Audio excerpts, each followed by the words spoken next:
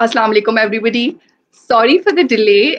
There was a minor glitch and we were fixing that. Alhamdulillah, it has been fixed because I know everybody has been waiting for this session, and I personally myself have been anxiously waiting for this one. So, great, we can start this. I am Nida Zahid from Primal Support, and we conduct these live sessions, create awareness for parents and professionals, and I'm loving them because I feel I'm giving something back to the community this way.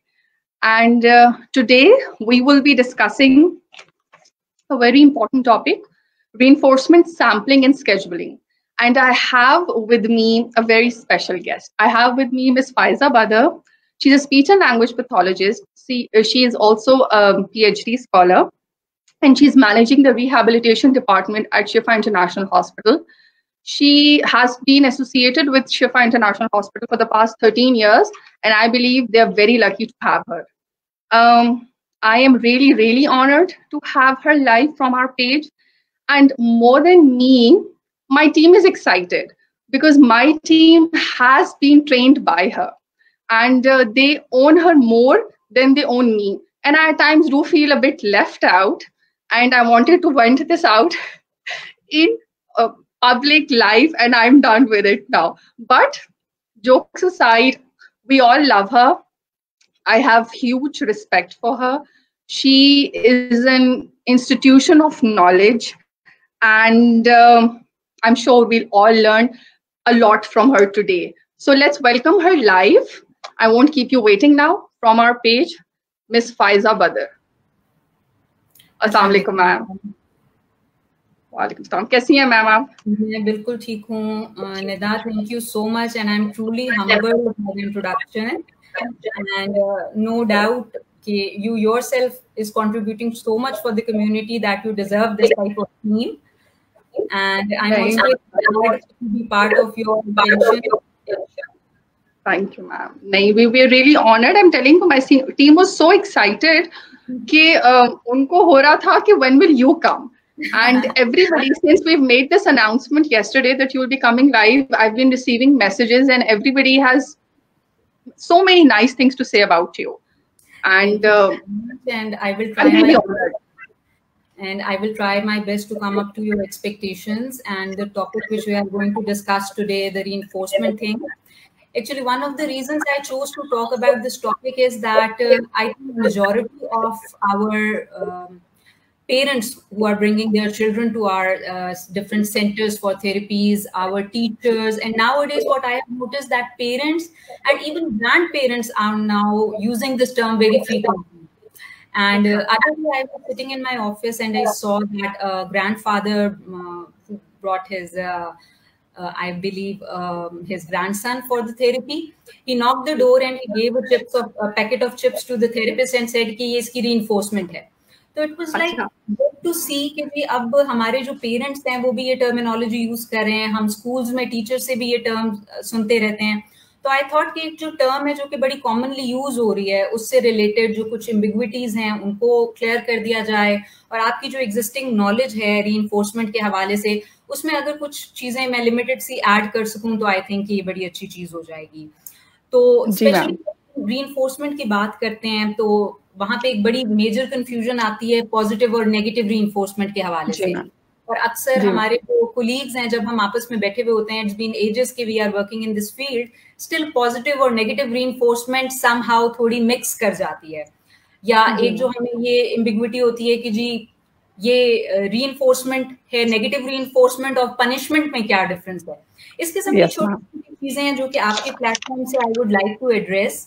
और अगर किसी की, क्योंकि ये हम लोग बड़ी commonly ये टर्म यूज करते हैं, तो अगर किसी की कोई क्यूरी हुई इस टर्म से रिलेटेड तो उसको हम थोड़ा सा जो है वो टच करने की कोशिश करेंगे या उसको आंसर करने की कोशिश करेंगे. जी मैम तो पहले आप डिफरेंस बता दें between negative reinforcement and punishment. ठीक है, चलिए लेट्स स्टार्ट विद वो लोग जो कि रीइंफोर्समेंट जानना चाहते हैं कि रीइंफोर्समेंट क्या चीज है.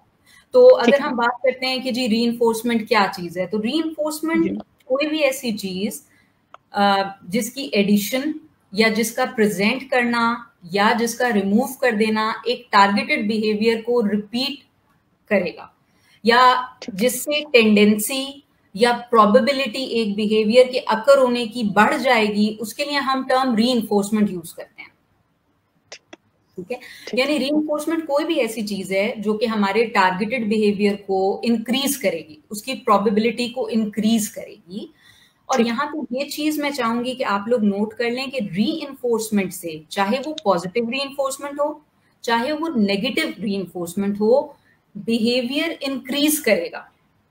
वेयर एज जब हम पनिशमेंट की बात करेंगे तो पनिशमेंट जो है वो बिहेवियर को डिक्रीज करेगा या उसको वहां से खत्म करेगा। ठीक है, पॉजिटिव और नेगेटिव की टर्म जो यहाँ पे यूज हो रही है ना, पॉजिटिव रीइंफोर्समेंट और नेगेटिव रीइंफोर्समेंट की टर्म यहाँ पे एडिशन और सब्ट्रैक्शन के कॉन्सेप्ट के लिहाज से यूज हो रही है।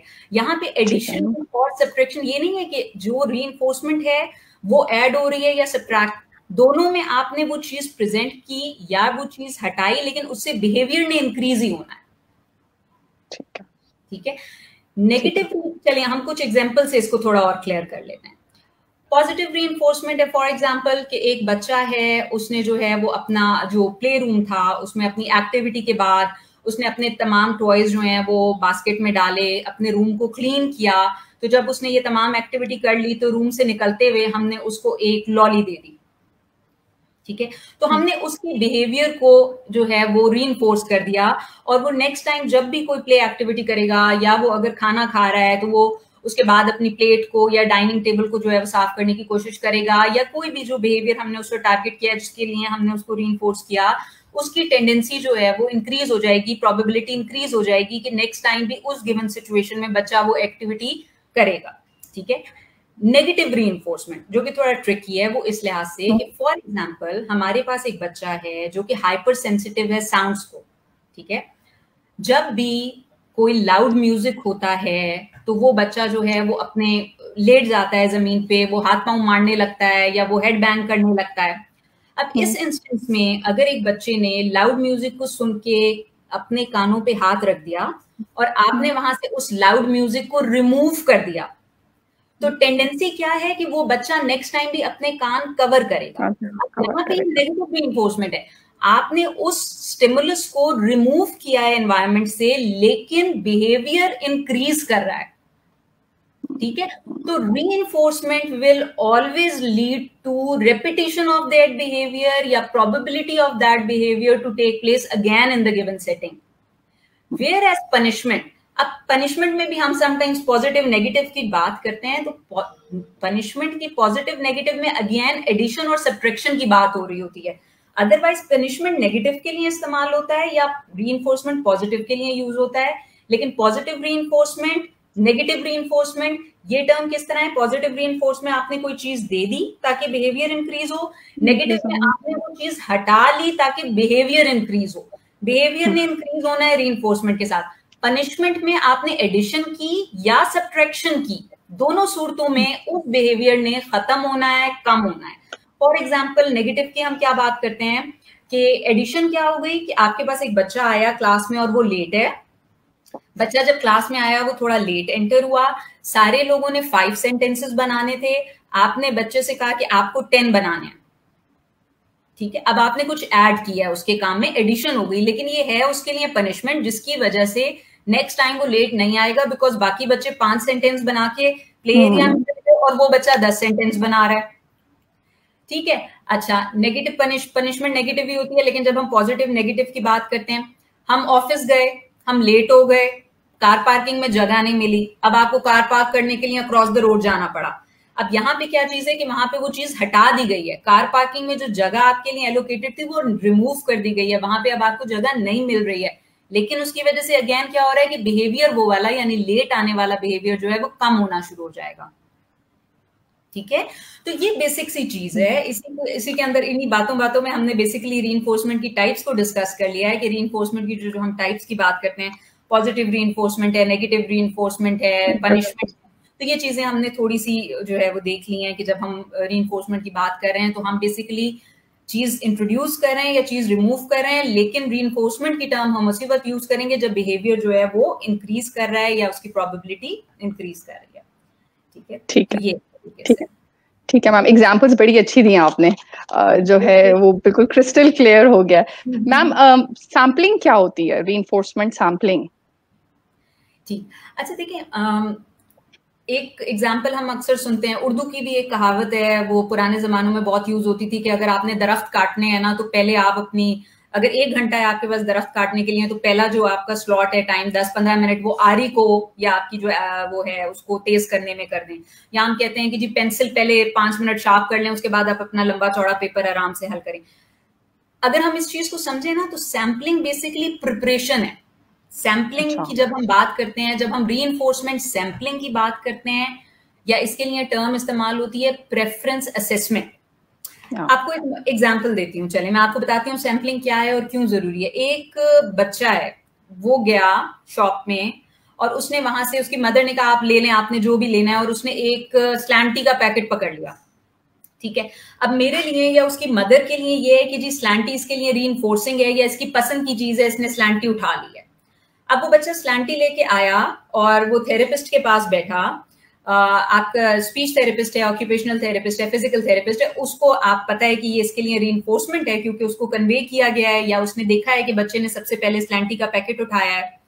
जब सेशन स्टार्ट हुआ, थेरेपिस्ट ने स्लैंटी का पैकेट खोला, स्लैंटी प्रेजेंट की, बच्चे ने मुंह में ली और फेंक दी। उसके लिए वो चीज रीइंफोर्समेंट साबित नहीं हो रही है। ठीक है, अब यहाँ पे प्रॉब्लम क्या है कि बच्चा स्लैंटी में कभी भी इंटरेस्टेड नहीं था, बच्चा उस रैपर में इंटरेस्टेड था, उस रैपर से आने वाली आवाज में इंटरेस्टेड था, उस स्पेसिफिक कलर में या उसकी शाइनी जो पैकेट होता है उसमें इंटरेस्टेड था। तो हमने उसको परसीव किया एज ए रीइंफोर्समेंट कि ये इसके लिए रीइंफोर्सिंग स्टिमुलस है, जबकि वो उसके लिए रीइंफोर्समेंट नहीं था। तो अगर हम रीइंफोर्समेंट सैम्पलिंग नहीं करेंगे या हम प्रेफरेंस असेसमेंट नहीं करेंगे, तो समहाउ हम अपने सेशन में रीइंफोर्समेंट को बहुत अच्छे तरीके से यूज नहीं कर पाएंगे।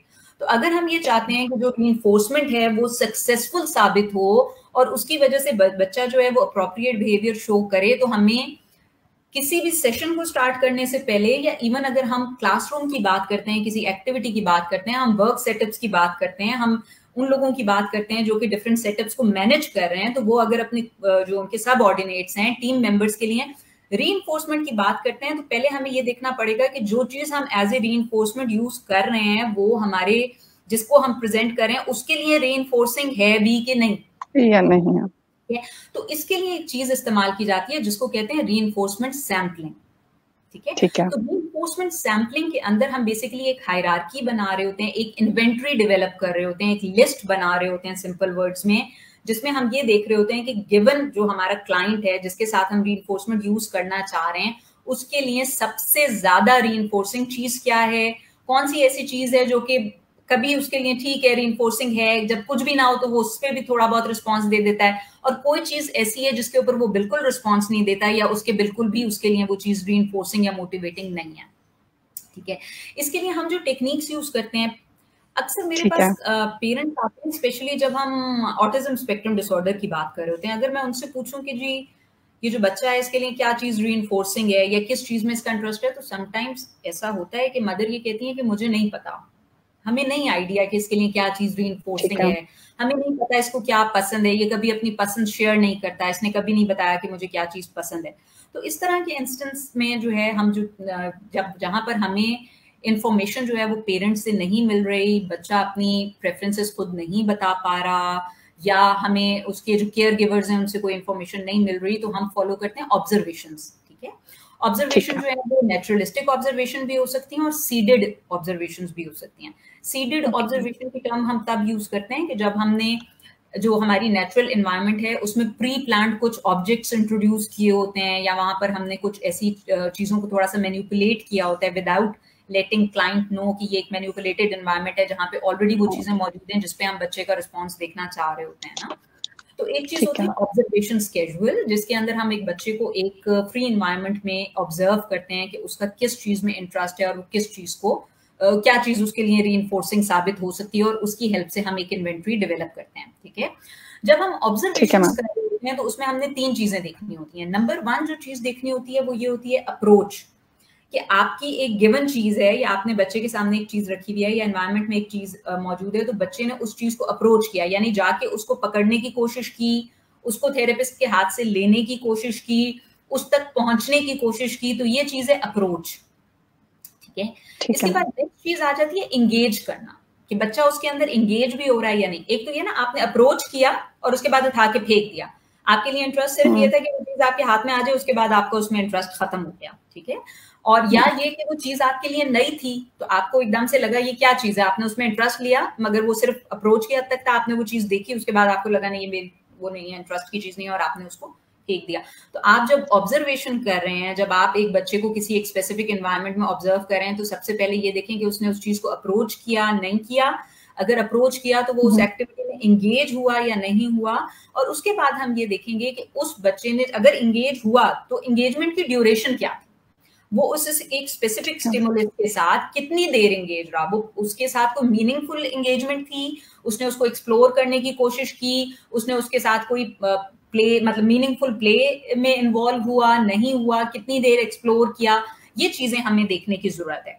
तो हम बेसिकली जो इन्वेंट्री बना रहे हैं, अगर एक बच्चा जो है, हमने देखा कि कमरे में 5 चीजों में उसका इंटरेस्ट था, तो हमें ये देखना है कि उनमें से कौन सी ऐसी चीज थी जिसमें उसने मैक्सिमम ड्यूरेशन स्पेंड की, एंगेजमेंट सबसे ज्यादा किस चीज के साथ रही, वो टॉप लिस्ट के ऊपर आ जाएगा। अगर आपके लिए पॉसिबल हो, मैंने आपके साथ एक शीट शेयर की है ऑब्जर्वेशंस को, जो है जिसके ऊपर हम डॉक्यूमेंट कर सकते हैं, जॉट डाउन कर सकते हैं। जी मैम, जिसमें हम documented.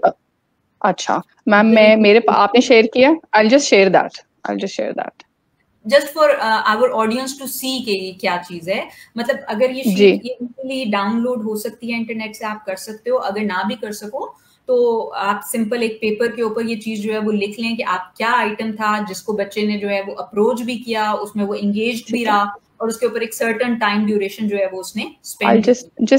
just ma'am, just give me a minute, I'll just share that with everybody. जी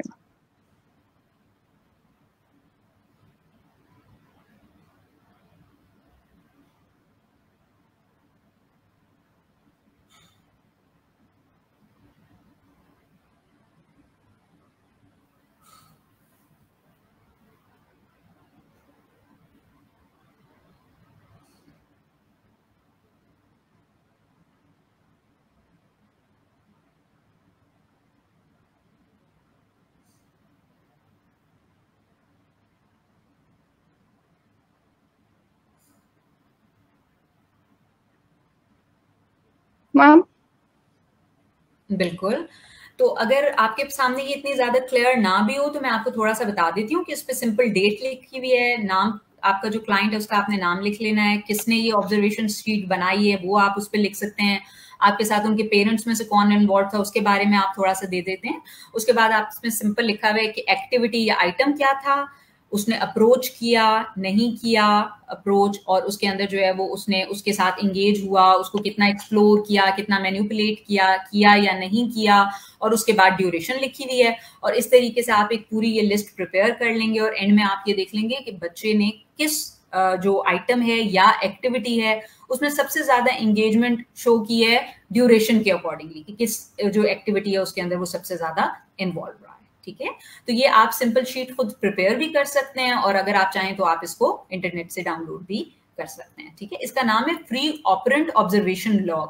ठीक है, फ्री ऑपरेंट ऑब्जर्वेशन लॉग। तो ये आप इतना से टाइप करेंगे तो ये जो है वो आप इसको ले सकते हैं। ठीक है, अच्छा, तो हम बात कर रहे थे रीइंफोर्समेंट सैम्पलिंग की, जिसमें हमने कहा कि सबसे पहले तो है आस्क, यानी कि आपने पूछ लिया, आपने फैमिली मेंबर से पूछ लिया, टीचर से पूछ लिया। सेकेंड चीज हमने डिस्कस कर ली ऑब्जर्वेशन। तीसरी चीज है ट्रायल बेस्ड जो हमारी इन्वेंट्री है, ट्रायल बेस्ड इन्वेंट्री, जिसके लिए हम बेसिकली क्या यूज करते हैं कि सिंगल स्टिमुलस प्रेजेंट करते हैं, जिसको हम सक्सेसिव वो भी कहते हैं स्टिमुलस असेसमेंट।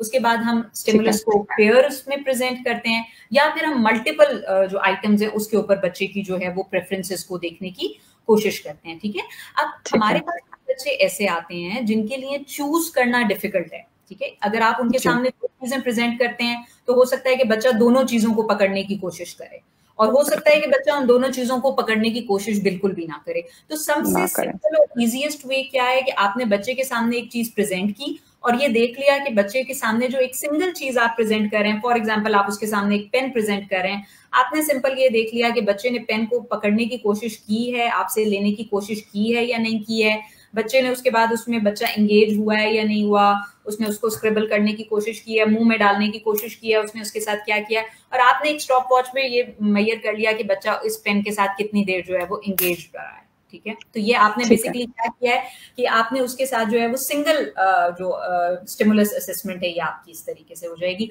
और इसके लिए भी जिस तरीके से अभी हमने एक फॉर्म आपके साथ शेयर किया था, इसी तरीके से सिंगल जो असेसमेंट है, सिंगल स्टिमुलस असेसमेंट है, उसका भी फॉर्म अवेलेबल है, और उसमें भी यही 3 चीजें हैं जो अभी हमने डिस्कस की हैं, जो आपने बेसिकली ऑब्जर्व करनी होती हैं। अप्रोच किया बच्चे ने, बच्चा उस एक्टिविटी में एंगेज हुआ, और ड्यूरेशन कितनी थी, ठीक है। अब यहाँ चीज मैं आप लोगों के साथ शेयर कर लूं कि जब भी आप बच्चों की असेसमेंट कर रहे हैं, प्रेफरेंस असेसमेंट कर रहे हैं, तो कभी भी आपने जो एडिबल्स होते हैं यानी कि स्नैक्स हैं या खाने पीने की चीजें हैं, उनकी असेसमेंट या उसकी जो पेयरिंग है वो आपने टेंजिबल आइटम्स के साथ नहीं करनी होती है, ठीक है। मतलब आप जब भी बच्चों की असेसमेंट करेंगे तो अगर आप उसके अंदर स्नैक्स या फूड आइटम्स इन्वॉल्व कर रहे हैं तो उसकी असेसमेंट अलग से होगी। और जब भी आप कोई फूड जो है वो ट्राई करना इंट्रोड्यूस कर रहे हैं या कोई खाने पीने की चीज इंट्रोड्यूस कर रहे हैं बच्चों के सेशन में, तो मेरी आपसे ये रिक्वेस्ट है कि आप उनकी डाइटरी नीड्स, उनकी कोई एलर्जीज वगैरह हैं और इन चीजों को ध्यान में रखें, और पेरेंट्स के कंसेंट के बगैर बच्चे के लिए रीइंफोर्समेंट के तौर पे कभी भी कोई जो है वो एडिबल्स जो है वो यूज ना करें। और डेफिनेटली ये कि हाइजेनिक जो भी उसके प्रोटोकॉल्स हैं कि आप उसको किस तरह प्रेजेंट करें, किस जगह पे प्रेजेंट करें, अगर वो गिर गया है तो आपने उसको किस तरह डिस्पोज ऑफ करना है, और इन तमाम चीजों का जो है वो ध्यान रखने की बहुत ज्यादा जरूरत होती है। तो और भी आप ये असेसमेंट करेंगे तो, और आप जब भी पेयर्ड असेसमेंट्स करते हैं या इस तरीके के असेसमेंट्स करते हैं तो उसमें खाने की चीज जो है वो कभी भी टेंजिबल आइटम्स के साथ प्रेजेंट नहीं करेंगे, ठीक है। तो पेयर्ड असेसमेंट की जब हम बात कर रहे थे तो पेयर्ड असेसमेंट में फोर्स्ड चॉइस कह लो आप, कि आपने बच्चे के सामने 2 चीजें रखी, एक मोबाइल फोन है, आपने एक पेन बच्चे के सामने रख दिया, और अब आपने देखा कि बच्चे ने किस चीज को अप्रोच किया है, ठीक है, यानी इन दोनों में से कौन सी चीज है वो बच्चा अप्रोच कर रहा है, ठीक है। और उसके बाद उसके लिए हमने उसके बाद इसको इसी तरीके से, आपके पास अगर 10 चीजें हैं तो एक, या अगर फर्स्ट करें मोबाइल उसने फर्स्ट इंस्टेंस में जो है वो पिक कर लिया था, तो नेक्स्ट टाइम प्रॉब्लली आप उसके सामने कोई 2 और चीजें, और इस तरीके से पेयर्स में आप हर चीज को प्रेजेंट करेंगे ताकि उसके अंदर जो भी चीज है वो बच्चा उसमें से चूज करे, और आपको फिर ये चीज आसानी हो जाए कि हर दफा जब वो डिफरेंट पेयर्स में भी प्रेजेंट किया गया तो क्या ऐसी चीज थी जिसको उसने हर दफा सबसे पहले जो है वो चूज किया, या कौन सी ऐसी चीज थी जिसमें उसने हर दफा जो है वो सबसे ज्यादा टाइम जो है वो उसके अंदर वो ज्यादा जो है वो इन्वॉल्व रहा। तो ये चीज आपने तो मैम इसको रिप्लेस करते हैं हम विद रिप्लेसमेंट होता है ये। फॉर एग्जांपल अगर पहली दफा मैं मोबाइल पिक किया और पेन नहीं पिक किया तो मैं पेन को दूसरे ट्रायल में जो है या मोबाइल को प्रेजेंट करूंगी। बिल्कुल, हम इसमें निदा बेसिकली ये होता है कि 3 टाइप्स है ना। एक तो ये थी कि जिसके अंदर आपने सिर्फ एक चीज प्रेजेंट कर दी, ठीक है। सेकंड के अंदर जब हम कह रहे हैं आपसे कि जी फोर्स्ड चॉइस मेकिंग है, तो आपने 2 चीजें प्रेजेंट करी, आपने हर चीज को पेयर में प्रेजेंट करना है, यानी कि ये पेन है और इसके बाद आपके पास 5 चीजें हैं, तो ये पेन जो है वो उन तमाम 5 चीजों के साथ आपने बार बार प्रेजेंट करना है, 5 दफा ये प्रेजेंट करना है आपने पेन। आपके पास अगर कोई बुक है तो उसके साथ प्रेजेंट करना है, आपके पास मोबाइल है आपने उसके साथ भी प्रेजेंट किया, आपके पास कोई टॉय है उसके साथ भी प्रेजेंट किया, आपके पास जो एक स्टिमुलस है उसको आपने तमाम जो आइटम्स आपके पास मौजूद हैं उन सब के साथ पेयर करके और असेस करना है ताकि आपको प्रेफरेंस पता चले। देखो इन दोनों में तो उसकी प्रेफरेंस मोबाइल था, लेकिन हो सकता है कि अगर इसके साथ मैं ये प्रेजेंट कर दूं तो हो सकता है कि अब मोबाइल उसकी प्रेफरेंस ना हो, अब उसके लिए ये प्रेफरेंस हो, और एंड में मुझे ये पता चले कि बच्चे ने फर्स्ट में तो पेन की जगह तो मोबाइल चूज किया था, लेकिन उसके बाद जो 4 चीजों के साथ मैंने मोबाइल को पेयर किया तो उसमें किसी भी जगह बच्चे का इंटरेस्ट इस मोबाइल में नहीं था, उसका हर दफा इंटरेस्ट उस दूसरी चीज के अंदर था जो मैं उसको प्रेजेंट करी थी। तो डेफिनेटली आपने अगर एक दफा एक बच्चे ने एक चीज को अप्रोच नहीं किया है तो उसको हर दफा डिफरेंट चीजों के साथ पेयर करना है, तभी आप उसकी हायरार्की बना सकोगे। ठीक है, क्योंकि देखो बच्चे एक तो ये होता है ना कि आप के लिए एक चीज रीइंफोर्सिंग है या वो आपके लिए पसंद है, एक चीज ये भी है कि अगर मैं एक एक्टिविटी में बैठी हूँ, मुझे फॉर एग्जांपल वेजिटेबल्स नहीं पसंद और मेरे सामने 6 वेजिटेबल्स हैं और मुझे कहा जाता है कि इन वेजिटेबल्स में से एक को पिक कर लें, वो मेरे लिए रीइंफोर्सिंग है या नहीं है, लेकिन वो 6 चीजें जो पड़ी नहीं है उसमें से मेरी प्रेफरेंस जो है वो हो सकता है कि कैरेट हो because of colour, because of the shape, कि वो मुझे अच्छा लग रहा हो, लेकिन वो मेरे लिए रीइंफोर्सिंग कभी भी नहीं होगी। उस कैरेट के लिए मैं कोई एक्टिविटी नहीं करूंगी, लेकिन गिवन सिचुएशन में मेरी प्रेफरेंस जो 6 चीजें प्रेजेंट की गई थी उनमें से कोई और ऑप्शन नहीं थी, तो मतलब एक चीज उठानी है तो मैंने वो उठा ली। तो प्रेफरेंस में और रीइंफोर्सर में फर्क होगा, ये हमें देखना है। और जब भी आप रीइंफोर्समेंट ये सैम्पलिंग करेंगे तो एक और चीज हमेशा जहन में रखें कि आपने वो चीजें यूज करनी है जो बच्चा जिस चीज से अवेयर हो, मतलब जिसको वो जानता हो, जो उसके लिए पहले से उसने उसको देखा हुआ, एक्सप्लोर किया हुआ। क्योंकि जो नोवेल चीज होगी, जो नई चीज होगी, उसमें बच्चे का उस टाइम पे इंटरेस्ट जो है वो एक्सप्लोरेटरी नेचर हो सकता है, वो आउट ऑफ क्यूरियोसिटी हो सकता है, वो सिर्फ इसलिए उस टाइम पे उस चीज में इंटरेस्ट शो कर रहा है हो सकता है क्योंकि वो उसके लिए नई है। लेकिन जब फॉर एग्जांपल एक बच्चे की हमने बात की हाइपर सेंसिटिव है साउंड को, उस टाइम पे उसको एक बॉल नजर आई, वो बड़ा एक्साइटेड हुआ कि यार ये तो कोई नई सी, उसने उसको उठाया उसने, लेकिन जब उसमें से एकदम से नॉइज आना शुरू हुई, लाइट्स ब्लिंक हुई, तो उसने एकदम से उसको छोड़ दिया। इसलिए it's not only about approach, it is also about engagement with that object. तो द थिंग इज कि हमें ये सब चीजें जो है ना वो बहुत ज्यादा देखनी पड़ती हैं। This is a very important point ma'am. हाँ, ये बस छोटी छोटी चीजें, यही है, इसलिए हम ये बात कर रहे हैं कि ये बहुत बेसिक छोटी चीजें हैं। और आई एम श्योर कि ये अगर हम अपनी रीइंफोर्समेंट सैम्पलिंग करना शुरू कर देंगे तो आई एम श्योर कि रीइंफोर्समेंट बेहतर, क्योंकि समटाइम्स हम ये कहते हैं ना कि जी रीइंफोर्समेंट काम ही नहीं करती या रीइंफोर्समेंट के जो है वो रिजल्ट ही नहीं आ रहे, तो वो प्रोबेबली रीइंफोर्समेंट के रिजल्ट्स उसलिए भी नहीं आ रहे होते, जिस तरह अभी हमने पहले उसकी बात की थी, स्लैंटी की बात की थी। रीइंफोर्समेंट का रिजल्ट इसलिए भी नहीं आ रहा कि जिस चीज को हम रीइंफोर्समेंट समझ रहे हैं वो उसके लिए रीइंफोर्समेंट नहीं है। है ही नहीं। मतलब तो मैम जी, तो ये मैं पूछना चाह रही थी कि जो रीइंफोर्समेंट स्केड्यूल्स होते हैं ये सिर्फ बिहेवियर में चेंजेस लाते हैं या ये हमें स्पीच एलिसिट करने में भी हेल्प देंगे फॉर निदा देखो, हमारे लिए तो स्पीच भी एक बिहेवियर है, तो अगर स्पीच एक बिहेवियर है तो डेफिनेटली, क्योंकि रीइंफोर्समेंट बिहेवियर को इंक्रीज करेगा तो डेफिनेटली वो वर्बल आउटपुट को भी इंक्रीज करेगा, वो मीनिंगफुल कम्युनिकेशन को भी इंक्रीज करेगा। तो रीइंफोर्समेंट ऐसी चीज है जो कि हम ऑफिस सेटअप्स में भी यूज कर सकते हैं, एज ए टीचर भी यूज कर सकते हैं, एज मैनेजमेंट टीम भी यूज कर सकते हैं, हम पेरेंट्स के तौर पे भी उसको यूज कर सकते हैं, और ये तमाम चीजों में जो है वो हम उसको यूज कर सकते हैं। ठीक है मैम, आपने शुरू में बात की थी पॉजिटिव रीइंफोर्समेंट की, ठीक है, मैंने असेस कर लिया कि रीइंफोर्सर भी क्या है बच्चे का, हमने असेस कर लिया, हमें पता चल गया कि ये रीइंफोर्सर है और हम उसको पॉजिटिवली रीइंफोर्स कर रहे हैं। What if that doesn't work? तो फिर बच्चे उसमें हम री सैम्पलिंग करेंगे। अगर आपका रीइंफोर्सर जो है वो बच्चे पे काम नहीं कर रहा तो आप री सैम्पलिंग करें, क्योंकि देखिए चॉइसेस चेंज होती रहती हैं बच्चे की। ठीक है, ठीक है। देखो बात ये है कि ये इसी से मुझे बड़ा अच्छा एक पॉइंट याद आ गया कि जब हम रीइंफोर्समेंट इन्वेंट्री की बात करते हैं तो एक चीज होती है रीइंफोर्समेंट मेन्यू, शायद ये थोड़ी नई टर्म हो कुछ लोगों के लिए। जी जी। मेन्यू जो होता है ना वो बेसिकली क्या होता है कि आप मैं आपसे बल्कि एक शेयर भी करूंगी, एक सैंपल मेन्यू मैंने किया था डाउनलोड।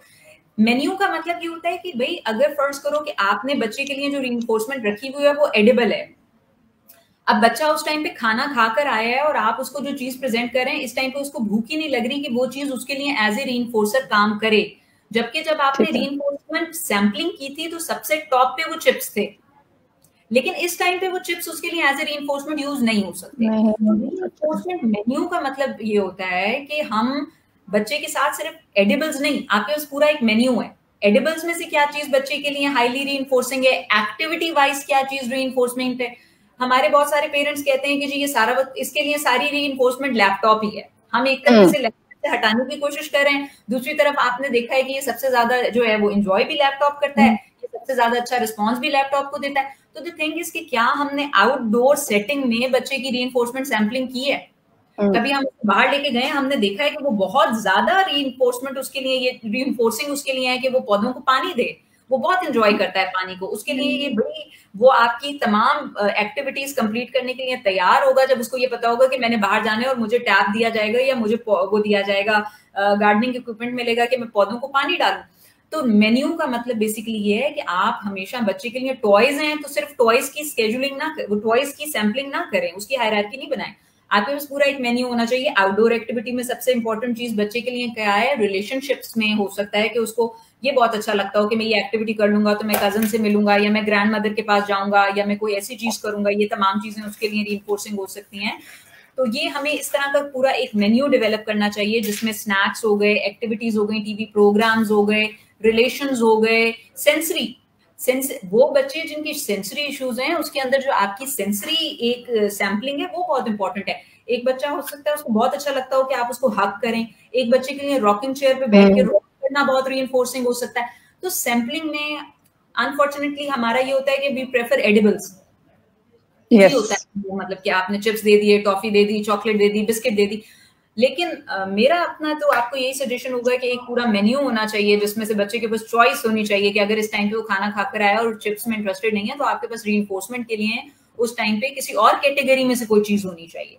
तो वो कैटेगरीज जो है वो बनाएं, और जिन चीजों में आप फील करते हैं कि जी बच्चा आउटडोर एक्टिविटी नहीं करता, या हमारा बच्चा इस तरह की एक्टिविटी कलरिंग में इंटरेस्ट नहीं लेता, या एकेडमिक साइड के ऊपर उसकी परफॉर्मेंस, तो उससे रिलेटेड देखें कि बच्चे को किस चीज में ज्यादा इंटरेस्ट है। कलरिंग में नहीं है तो क्या कोलाज एंजॉय करता है, क्या वो छोटे छोटे पेपर्स को किसी चीज पे चिपकाना एंजॉय करता है, वो कटिंग एंजॉय करता है, वो चीजों को किसी एक जगह पे जमा करके स्टेपल करना एंजॉय करता है। कोई तो चीज उसमें से आपको मिलेगी जो उसके लिए रीइंफोर्सिंग होगी।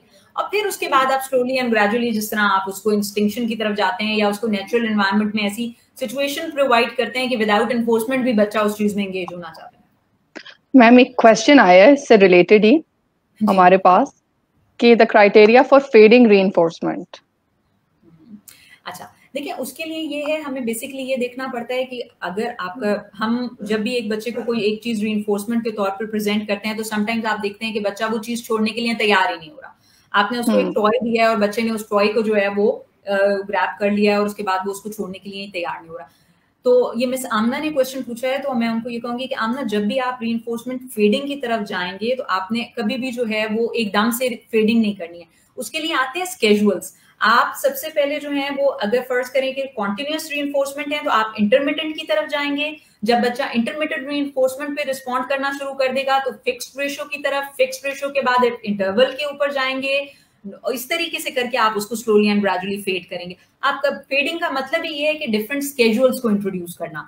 तो प्रोबेबली अगर अब जो हमारा नेक्स्ट चीज है कि रीइंफोर्समेंट जो हमारी वो है स्केड्यूलिंग है, किस तरीके से स्केड्यूलिंग डिस्कस कर लेते हैं। जी आई थिंक ये आंसर ज्यादा बेहतर क्लियर हो जाएगा कि हमने किस तरीके से कॉन्टिन्यूअस रीइंफोर्समेंट को इंटरमिटेंट की तरफ ले जाके और इस तरीके से आप रीइंफोर्समेंट को फेड करेंगे basically.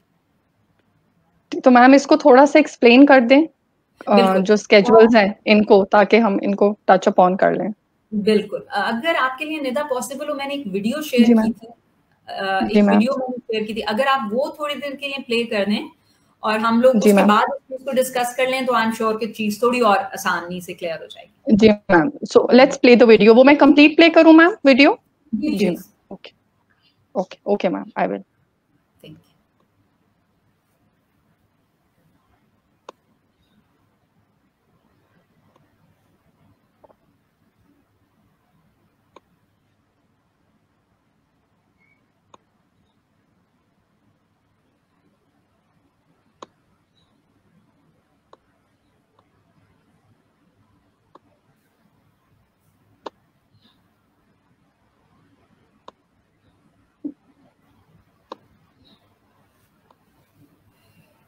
I'll just play it. Ji.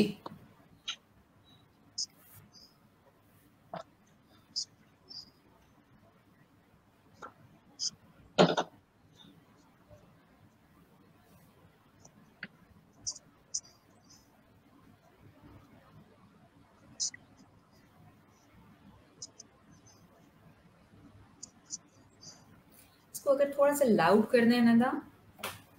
Ji ma'am.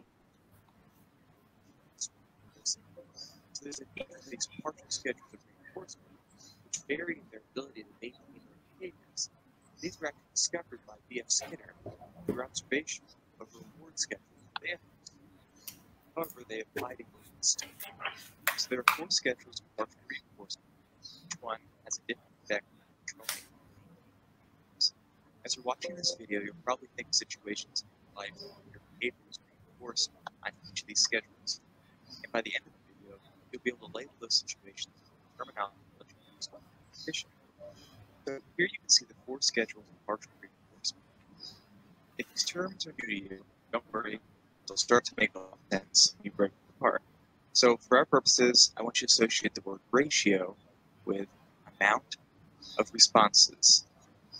The word ratio looks similar to ration, and a ration of food, for example, is a certain amount of food. So ratio means amount, and for our purposes, amount of responses. Now, when you see the word interval, I want you to associate the word interval with time. Think of that phrase, an interval of time, like maybe a long interval of time passed, or you're only given a short interval of time to answer the question. So interval means time. So here's ratio, which means amount of responses. Here's interval, which means time. Now, each of these categories can be fixed or variable, meaning that they can be fixed as in consistent or variable as in there is a variation. And if you combine these words together, you come up with the 4 schedules of partial reinforcement: fixed ratio, fixed interval, variable ratio, variable interval. So let's talk about a fixed ratio schedule. So pretend this car salesman gets a bonus for every 5 cars he sells. That bonus is a reinforcer placed on a fixed ratio schedule. On a fixed ratio schedule, reinforcement only occurs after a fixed number of responses. So if this car salesman has to sell 5 cars in order to get a bonus, and if he sells 5 cars in a week, he'll get a bonus. If he sells 5 cars in a month, he'll get a bonus. If he sells 5 cars in a day, he'll get a bonus. You get the idea. What I'm illustrating here is that the reinforcement, in this case the bonus, is contingent on the number of cars he sells, regardless of how long it takes him to do it. So since the only barrier between the car salesman and his bonus is the number of cars he sells, you might imagine he will work at a furious pace to earn as many bonuses as possible. Jobs that demand you to work in a fast-paced manner like this, they often pay their employees on a fixed ratio schedule. Factory workers, fruit pickers, for instance. That's the benefit of a fixed ratio schedule. You can submit a high rate of behavior because the frequency of getting the reward, the reinforcer, pretty much depends on the person. So that's a fixed ratio schedule. Now let's talk about a fixed interval schedule. So pretend this car salesman receives a paycheck every 2 weeks, as long as he sells 1 car. The paycheck is on a fixed interval schedule because the reinforcement occurs after a consistent amount of time has passed, in this case 2 weeks. So in this case, his paycheck doesn't change if he sells 1 car or 100 cars during that time interval. So his paycheck is dependent on the amount of time that passes. So as you might imagine, he probably doesn't have much incentive to sell more than 1 car if he'll make the same amount of money anyway. And that's the classic rate of responding to a fixed interval schedule. It's much slower than, say, the fixed ratio schedule like we discussed earlier. Now, here we have the variable ratio schedule. The variable ratio schedule means that the reinforcer is delivered after an average number of correct responses has occurred. So a variable ratio schedule is similar to a fixed ratio schedule, except the number of responses needed to receive the reinforcement changes after each reinforcer is presented. So put simply, a variable ratio schedule is literally a series of fixed ratio schedules.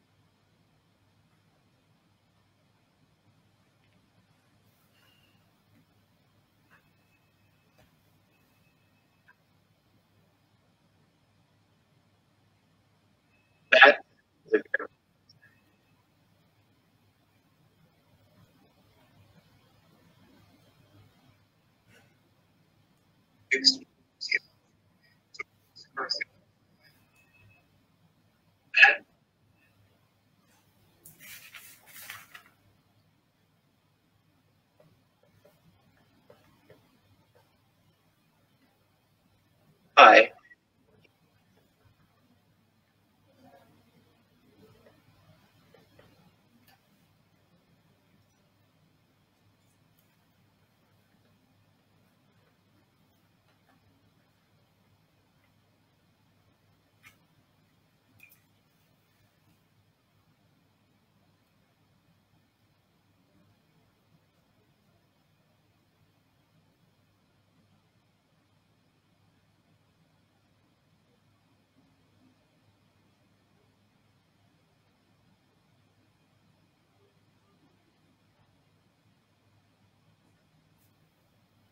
Ji ma'am. जी, I hope कि इससे थोड़ा सा reinforcement scheduling का concept जो है वो clear हो गया होगा, लेकिन फिर भी हम इसको एक दफा जो हमारी डेली लाइफ एग्जांपल्स हैं उनके साथ एक दफा थोड़ा सा रिलेट करके देख लेते हैं, ठीक है? तो अगर हम बात करते हैं ऑलवेज जब हम बात करते हैं कि रीइंफोर्समेंट स्केड्यूलिंग करनी है तो हम ये रिकमेंड करते हैं कि we should start with fixed ratio reinforcement, जी जिसके अंदर आप एक फिक्स, फॉर एग्जांपल हमने बच्चे को बता दिया कि जब वो 5 क्वेश्चंस अटेम्प्ट करेगा, फॉर एग्जांपल हम मैथ्स की बात करें, तो जब वो 5 क्वेश्चंस कंप्लीट कर लेगा मैथ्स के, तो उसके बाद उसको जो है वो एक स्टार मिलेगा, फॉर एग्जांपल, ठीक है? तो अब उसको ये पता है कि जब मैं 5 क्वेश्चन अटेम्प्ट कर लूंगा तो मुझे स्टार मिलेगा। ये फिक्स रेशियो जो है वो रीइंफोर्समेंट स्केड्यूल है, ठीक है? रेशियो की टर्म जो है ना उसको अगर हम अमाउंट से रख लें, रेशो अमाउंट, और जब हम इंटरवल की बात करें तो बेसिकली हम टाइम की बात कर रहे हैं, ठीक है? तो फिक्स रेशियो का मतलब ये है कि आपने कह दिया 5 क्वेश्चंस कर लीजिए, उसके बाद स्टार मिल जाएगा।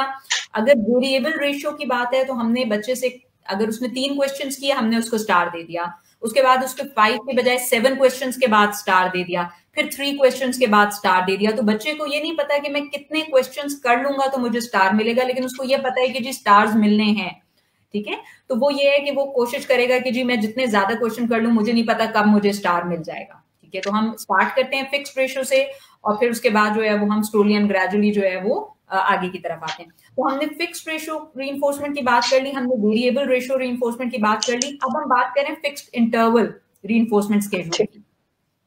इंटरवल जैसे कि हमें पता है कि टाइम, एक बच्चा है उसको ये पता है कि हर एक क्लास के बाद प्ले टाइम होता है, ठीक है? तो वो उससे इससे फर्क नहीं पड़ता कि वो क्लास में कैसा परफॉर्म कर रहा है, वो क्लास में एक्टिवली पार्टिसिपेट कर रहा है या नहीं कर रहा। उसको पता है कि एक फिक्स टाइम गुजरेगा, ये क्लास खत्म होगी तो हमने प्लेग्राउंड में जाना है और 5 मिनट का हमें खेलने का टाइम मिलेगा। तो इसके अंदर बच्चों के लिए कोई खास इसके अंदर कोई इंटरेस्ट नहीं होता, तो वो यूजुअली इसके अंदर को बहुत ज्यादा अच्छा परफॉर्म नहीं कर रहे होते। लेकिन अगर हम बात करते हैं वेरिएबल इंटरवल रीइंफोर्समेंट की, तो एक बहुत अच्छी स्ट्रैटेजी इस तरह साबित होती है कि इसके अंदर हम ये कर रहे हैं कि हम एक क्लासरूम में ऑब्जर्व कर रहे हैं, जो भी बच्चा हमें लगता है कि ज्यादा अच्छे तरीके से पार्टिसिपेट कर रहा है, एंगेज कर रहा है, उनमें से टीचर किसी भी एक बच्चे को ले जाती है प्लेग्राउंड में और उसको 5 मिनट्स की ब्रेक मिल जाती है।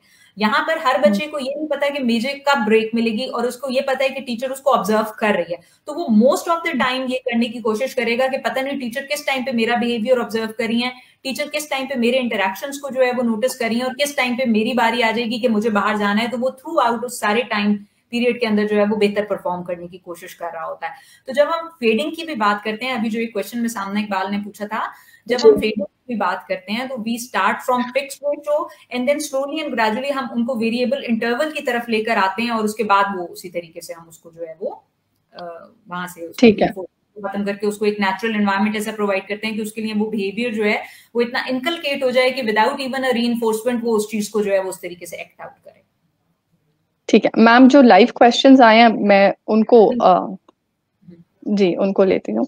ये मिस जो है आकांक्षा ने पूछा है, if a child is 4 years old but she is not good in playing and orals and does not enjoy writing, what can be done in that category?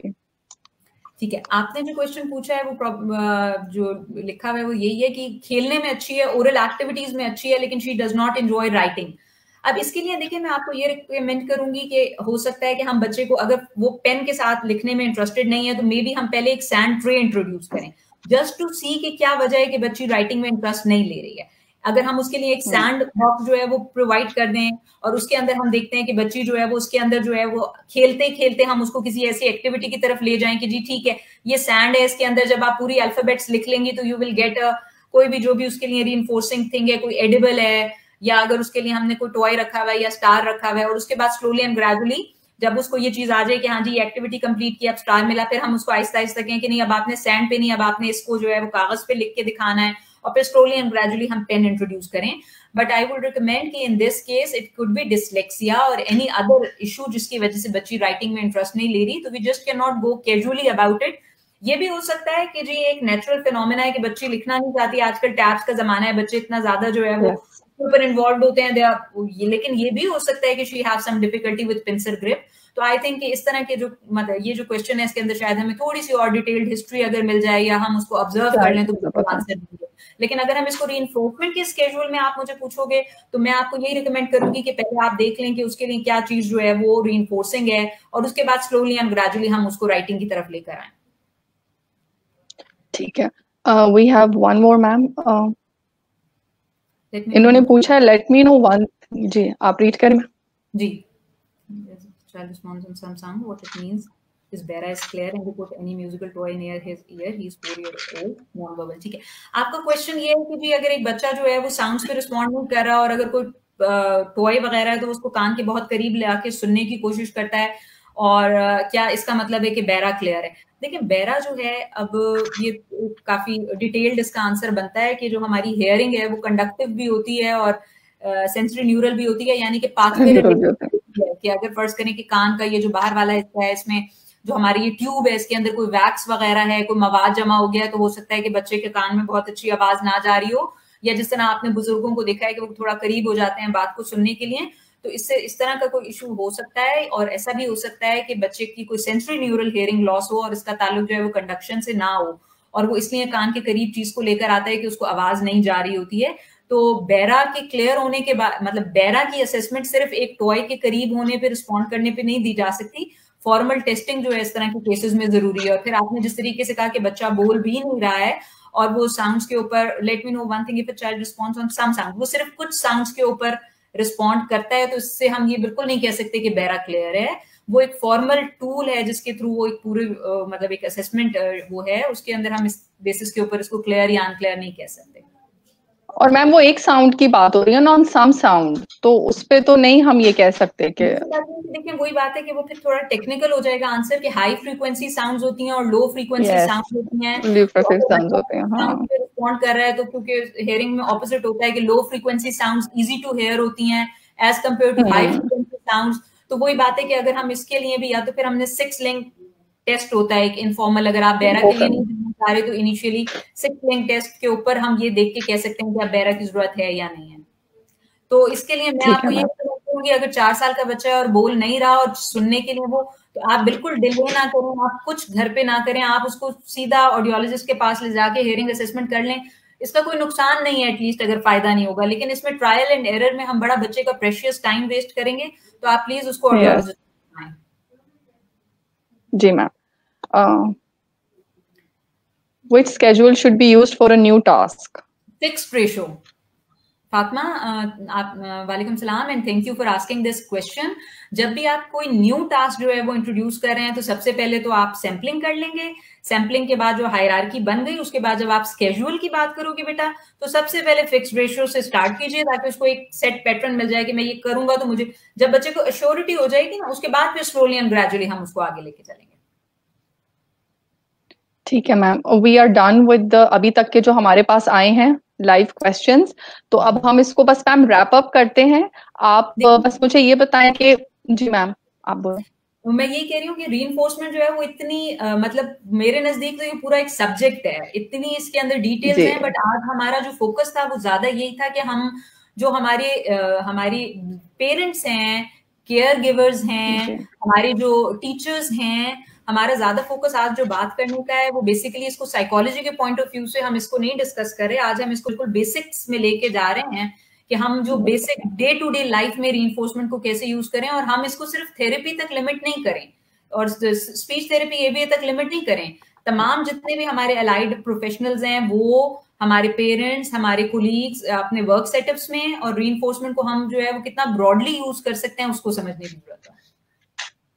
Ma'am एक कोई अगर आप एंड में बस ये बता दें तो थोड़ा सा आप पेरेंट्स को कोई जो है टिप्स दे दें कि वो कैसे जो है, जैसे आपने कहा कि अक्सर पेरेंट्स से पूछो तो दे डोंट नो कि बच्चे का जो है क्या है। सो अगर थोड़ा सा आप इसको उनको ब्रीफ कर दें काइंडली फॉर पेरेंट्स, और एक अगर आप थोड़ा सा मुझे टच अपॉन करते हैं रॉन्ग कॉन्सेप्ट्स जो एसोसिएट होते हैं फॉर रीइंफोर्समेंट। एक तो जी बिल्कुल, ये जो एक रॉन्ग कॉन्सेप्ट या मिथ्स की बात है, तो एक तो ये होता है कि जी ये लालच है, आप बच्चे को लालची बना रहे हैं, ये अक्सर सुनने में आ जाता है कि थोड़ा सा कभी कभी ऑल्दो अब बड़ी अवेयरनेस आ गई है, लोग बड़े पॉजिटिव हो गए हैं, अप्रोच बहुत चेंज हो गई है, बट अभी भी समहाउ शायद कुछ मतलब समटाइम्स शायद हम सभी ये फील करते हैं कि यार बस सख्ती से बात करो तो काम हो जाएगा, इनको रीइंफोर्स करने की क्या जरूरत है, आपने कह दिया नहीं करना तो मीन्स नहीं करना, इसमें रीइंफोर्समेंट देने की क्या।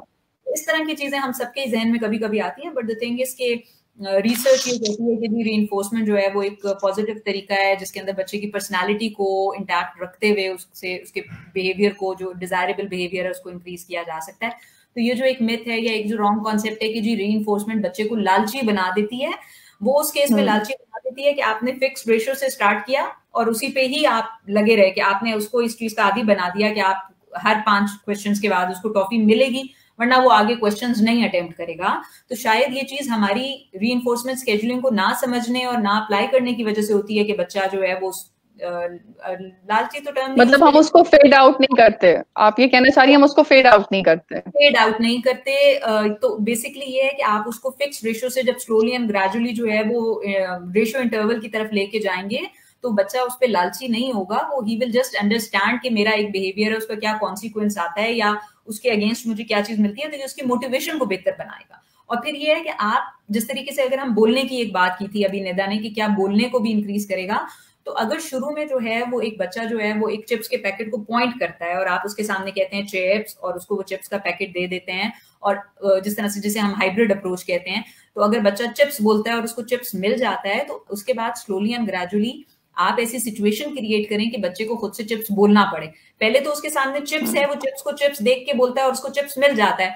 नेक्स्ट टाइम आप एनवायरनमेंट में से चिप्स को हटा दें। जब आपने चिप्स को हटा दिया और एक बच्चा आके आपसे ये पूछता है कि चिप्स, तो वहां पर उसके लिए वो चीज मौजूद नहीं है, वो उसके लिए उसकी एक नीड बन चुकी है और उसने आके आपसे बोल के चिप्स मांगा है, तो फिर आप उसको चिप्स दे दें। तो इसमें लालच की बात तो नहीं है, उसने नीड कम्युनिकेट किया, आपने उसको वो चीज दे दी। तो उसको थोड़ा सा, मेरा ख्याल है माइंडसेट को थोड़ा और टाइम लगेगा चेंज होते हुए, बट पेरेंट्स को मेरी यही सजेशन होगी, सैम्पलिंग जरूर करें। अगर आपको लगता है कि सैम्पलिंग करना मुश्किल है तो नेचुरलिस्टिक जो ऑब्जर्वेशन है, जो मैंने आपको एक शीट भी शेयर की है, आप नेचुरल एनवायरनमेंट पे बच्चे के साथ देखिए। बात हमेशा यही आती है कि पेरेंट्स जब तक बच्चे के साथ टाइम नहीं स्पेंड करेंगे ना, तब तक यही होगा कि ये सुनता नहीं है, ये कोऑपरेट नहीं करता, हमने कभी इसकी कोई पसंद देखी नहीं है, ये अपनी मैम इसी से रिलेटेड ये एक अभी आया है कि she is 5 years old, she behaves very rudely and doesn't listen to anyone, not ever. तो ये आई थिंक सो ये उसको भी आंसर कर देगा प्रॉबेबली। देखिए अभी बात ये कि आप थोड़ा सा ये देखें कि ये एक सर्टेन जो बिहेवियर आता है, इसके पीछे रीजन क्या होती है। वो जो हमारा एबीसी वाला कॉन्सेप्ट है ना, कि आप बिहेवियर से पहले ये देखें कि इस बिहेवियर को कॉज करने की रीजन क्या थी। कहीं ऐसा तो नहीं है जिस तरह सिबलिंग्स हैं, आपने बहन को कोई चीज दे दी, उसको नहीं मिली तब ऐसे बिहेव करती है, आपने उसे कोई प्रॉमिस किया आप वो पूरा नहीं कर सके तब ऐसा बिहेव करती है। आपकी जो 5 साल की बच्ची है वो जो कभी कभी रूडली बिहेव करती है, तो इसका मतलब है वो कभी कभी जो रूड हो जाती है उसके पीछे डेफिनेटली कोई रीजन होता है कि कभी रूड हो जाती है। तो प्लीज पहले, सबसे पहले ये थोड़ा ऑब्जर्व करना, देखना शुरू करें कि वो, आप इसकी एक शीट बना ले, जिस दिन उसका बिहेवियर खराब होता है आप देखें उस दिन सारा दिन क्या हुआ था। फिर अगर आपको 5 आपने ऑब्जर्वेशंस लिए तो उन 5 में देखें वो एक क्या कॉमन चीज है। घर में कोई आता है जिसके बाद बिहेवियर खराब हो जाता है, घर में कोई ऐसी चीज पकती है जो उसे पसंद नहीं है, हो सकता है ना खाना खाती हो, उसको पसंद ना हो, उसको भूख लग रही होती हो, तो मेरा भी मूड खराब हो जाता है, किसी का भी हो जाता है।